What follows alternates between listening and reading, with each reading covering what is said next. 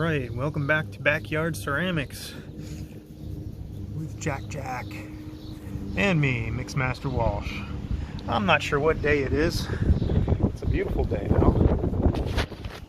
Let's be honest though, days are an artificial construct that have no meaning to us anymore anyway. It's been a while since I've been back into the shed studio. Got to admit, I ran out of elbow grease, and because of the quarantine, haven't been out to get any more. But got some today, so gonna do some work. I am going to bisque fire this guy, and because of its construction and the struggles I had with making it, I'm a little bit nervous that, I don't want it to heat up too quickly and explode. No more kerploding. I've got to clean up the things that I threw on the wheel. I wrapped these, what am I called? Let me put this up here. I wrapped the sponge holders. Oh, good enough. I wrapped them in plastic, but it's been a while, and they feel like they've set up quite a bit, so I might not be able to do anything with those. I'll just have to see. Might go into the reclaim, might get to finish them. Who knows? So anyway, I'm going to fire this with the door completely open on the kiln. That way it'll heat up slowly. I even thought about just putting it in the oven at around 200 degrees for a while, but this has been drying for quite some time, so let's throw caution to the wind, just put it in the kiln and see what happens. And it's going to be the only thing going in the kiln today because it's a little bit big. So, alright, well, enough talking. You can see what's going on.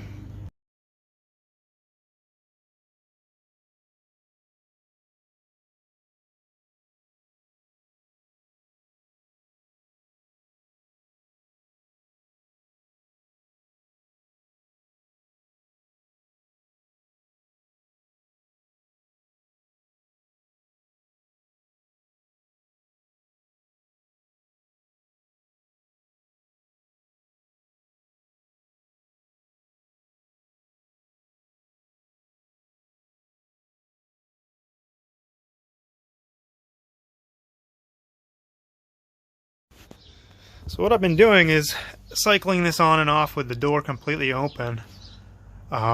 It's hard, it's very difficult to warm this up slowly because even though it's not an overly powerful kiln, when it's on, it's on. There's no low setting.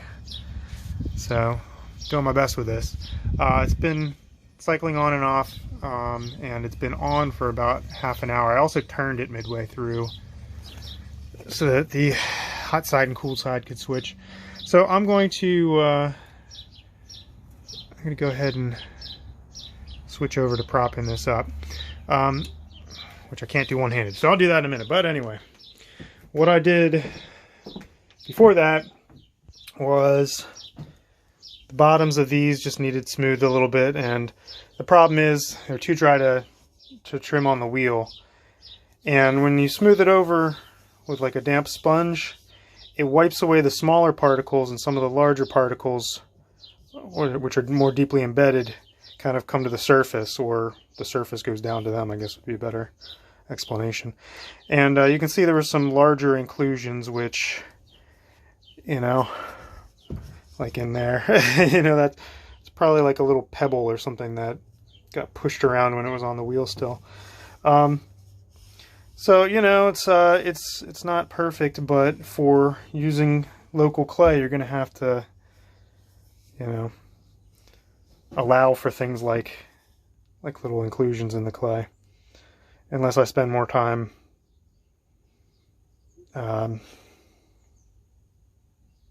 processing the clay to get rid of all those little inclusions. But I'm okay with the somewhat rustic look of this.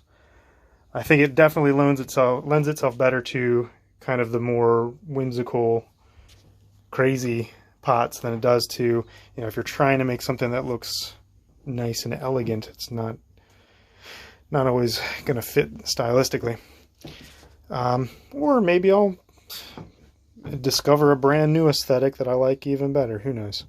I won't know until these are finished. I won't know until probably years from now when I look back at these pieces and think, oh geez, why did I make that ugly pot? Or, hey, I was really onto something there.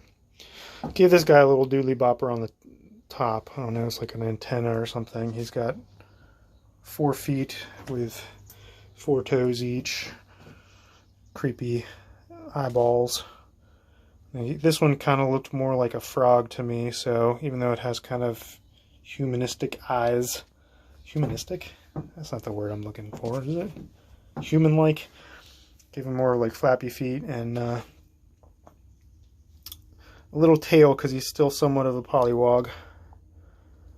So I'm going to let those dry. Hopefully there's not too much of a discrepancy between the moisture levels of the pot and the details that I added.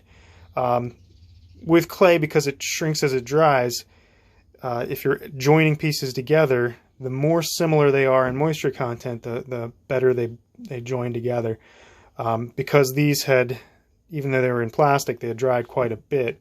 Then putting wet clay on them, there is a real possibility that a lot of these details could just break off. But then again, I haven't even done a proper shrinkage test on this clay, which I probably should do.